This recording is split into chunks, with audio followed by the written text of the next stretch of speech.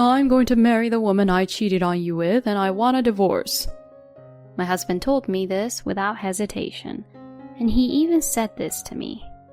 I'm going to ask you to take care of my parents while I start my new married life. What? Please, take care of us, Carol. My in-laws, who don't blame their own son for having an affair, wants to rely on me. I can't be with these insane people. So then I told them something.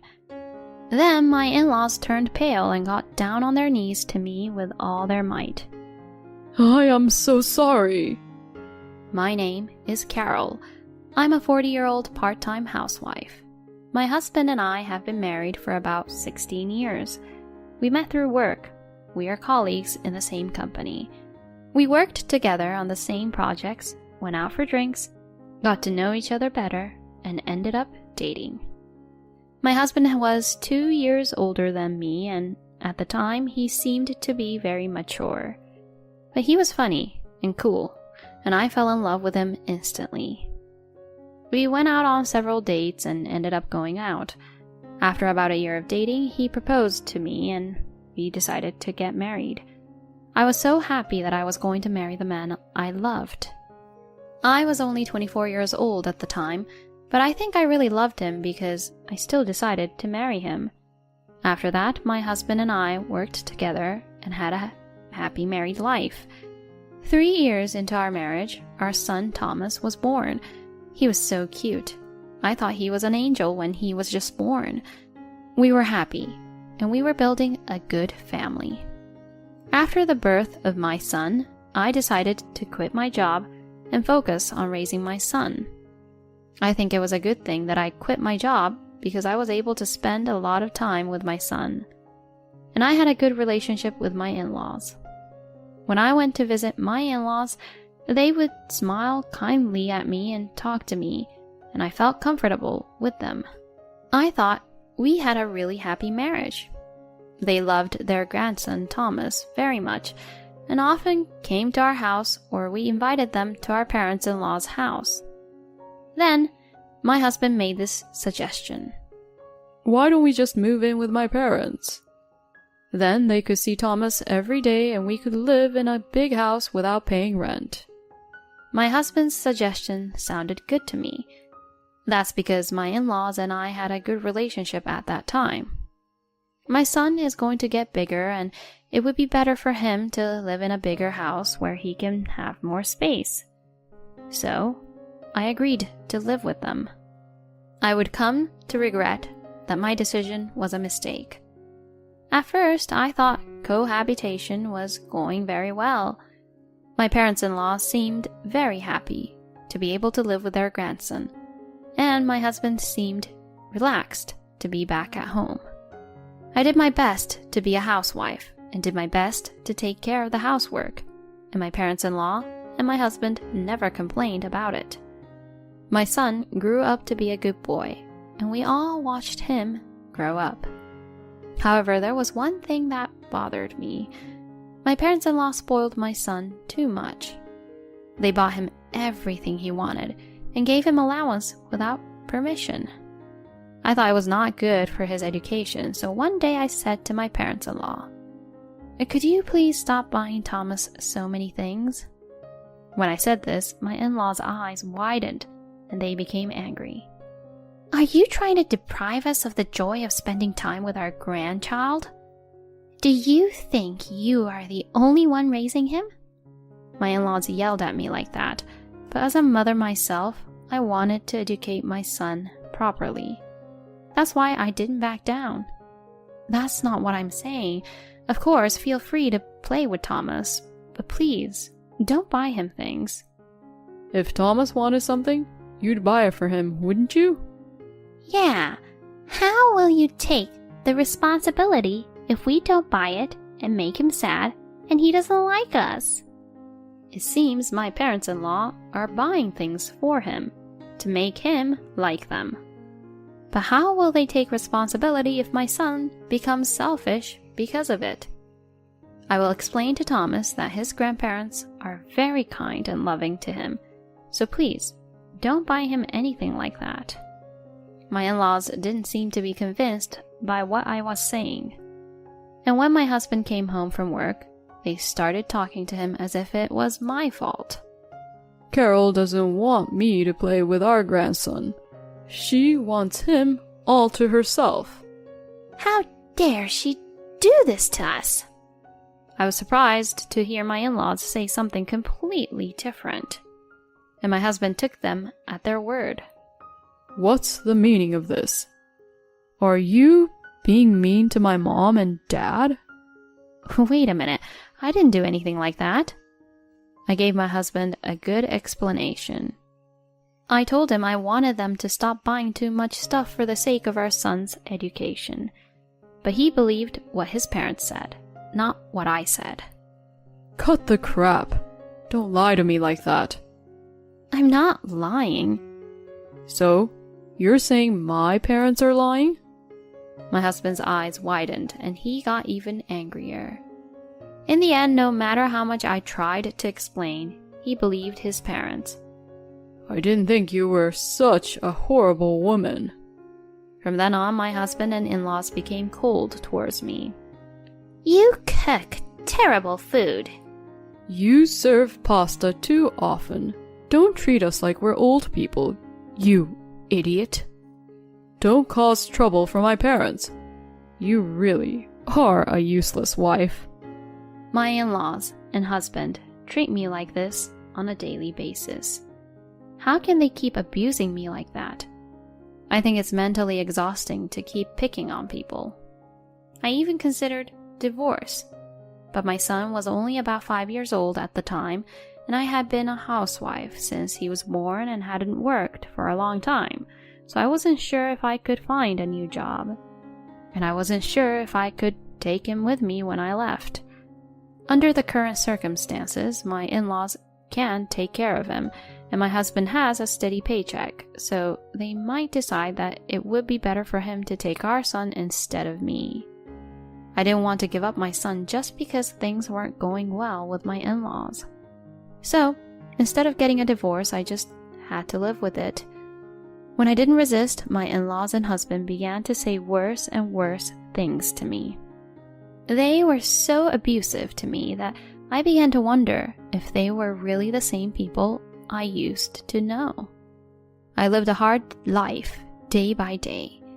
No matter how badly my husband and in-laws treated me, I thought it would be better if I could be there to watch my son grow up. My son grew up so fast and entered elementary school. I was worried that he might become selfish because my in-laws had given him too many things, but he is a good listener at home, and it seems to be the same at school. I was extremely happy when his homeroom teacher told me during a parent-teacher conference that he was a very kind and considerate child. And my son was studying hard and doing well in school, but for some reason my in-laws made it sound like it was their achievement. I knew it was because of what we taught him. Yes, praise and extend. Buy them what they want. That's what's important. It doesn't make sense that buying children what they want will improve their grades. But my in-laws seem to want to involve themselves in everything.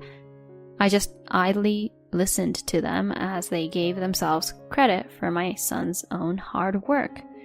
I never tried to hook him with things like my in-laws did, but he still adored me. He would always talk to me and tell me about things that happened at school.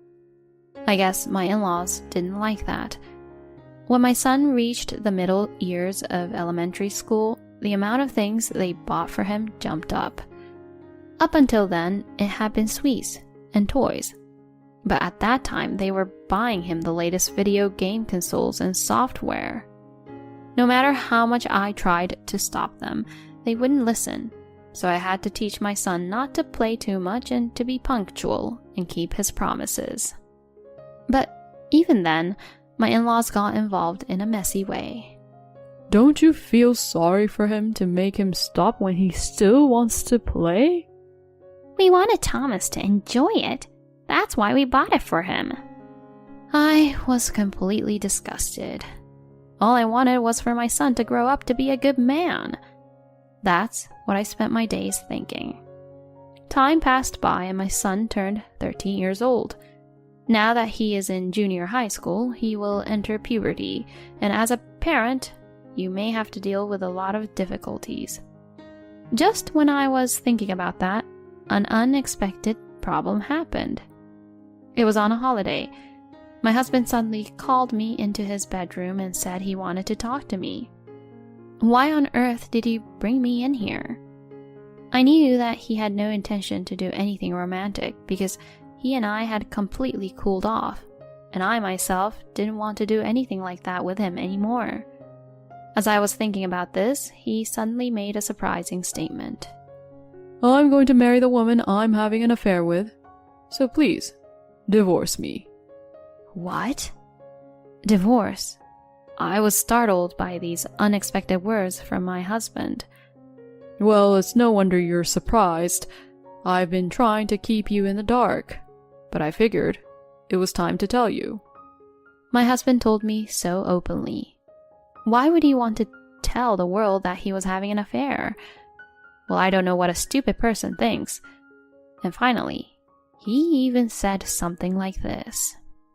I'm going to ask you to take care of my parents when I start my new married life. Huh? Wait a minute. We're getting a divorce, right? Then I'll have to leave with Thomas, won't I? When I said that, my husband said something outrageous. I'm the one who's leaving. What? What do you mean? I'm going to leave and start a new life with my new wife. And I'm worried about my parents. So, I'm leaving you in charge of the house. You'll have a house to live in with Thomas, so it's a win-win, right? I couldn't close my gaping mouth. It's not win-win at all. I was speechless at how crazy he sounded. I'm going to talk to my mom and dad right now. My husband said that and suddenly started to leave the room. I rushed after him. He gave the same explanation to my in-laws as he did to me. I thought they would be angry with him for this, but they were also crazy people. I see. I'm going to miss you, but I guess that can't be helped. I agree. It's better for the newlyweds to spend their honeymoon alone. I'm sure Carol will take care of the final details. Please, take care of us. My in-laws tried to depend on me instead of blaming their own son for the affair. If you try to leave, I'll make sure you leave Thomas behind. You'll be the only one who's leaving. I can't be with these insane people. So, I told them something. I'm telling you, since it's my husband's fault, I'm entitled to alimony. And there's a good chance I'll get custody of my son too. What do you mean? My husband committed adultery. Normally, the custody goes to the non-adulterer. In addition, the mother usually gets custody. Wait a minute. Then you'll take Thomas and leave? Yes, of course I would. I won't let you do that. I know. Let's ask Thomas what he thinks. That's what my in-laws and husband said and went to get our son. I wonder if they are going to tell him everything. My son enters the room and says, "What's wrong?" Mom and Dad are getting a divorce. What? So, Thomas, how would you like to stay here and live with your grandparents? That's not a fair way to explain or ask a question. I was quick to make the point. You better explain to him that we're divorcing because you cheated on me. When I said this, my husband and in-laws were in a panic. Thomas is just a junior high school student, you idiot. Yes, that's right. You're going to make him go into shock. My in-laws and husband were blaming me, but before I could say anything back, my son opened his mouth. Dad, you're the one who caused the shock. Why are y'all blaming Mom? I mean, I could hear you guys arguing earlier. So, you were asking who I would go with if you get a divorce, right? I'd go with Mom, of course. Thomas, why? Don't you want to live with Grandma and Grandpa? You guys are nice to me, but you're horrible to my mom. To be honest, I can't forgive you for that. I despise you guys for not blaming Dad and not protecting Mom. Despise? My in-laws looked shocked. Anyway, I have one answer for you. I'm leaving here with my mom. I'm going to protect her from now on. Thomas. I was so happy that my son was on my side. Then, my in-laws turned pale and got down on their knees as hard as they could towards me. I am so sorry. I apologize. So please, don't leave this house. I don't want to leave my grandson. My in-laws pleaded with me like that. My husband also begged. Please, if you guys don't stay here, my plan. My son and I were not going to give in at any cost. Thomas and I will no longer have anything to do with you. We will leave this house, and we will leave this family for good. I said this and started to pack my bags. My son joined me in packing his bag with only what he needed for the time being. Where are you going? My parents' house. If you go to your parents' house, Thomas will have to change schools. Wouldn't you feel sorry for him? My husband said something like that and tried to keep us here until the end. But then my son said to him, I'd rather change schools than stay in this house forever. Dad, you should first be sorry for what you've done to this family, having an affair. Do you have any idea the damage you've done? My son was trying hard not to laugh at the ridiculousness of it all. My husband was speechless and pale. My in-laws were so exhausted that they just slumped down on the floor. My son and I left the house and drove to my parents' house.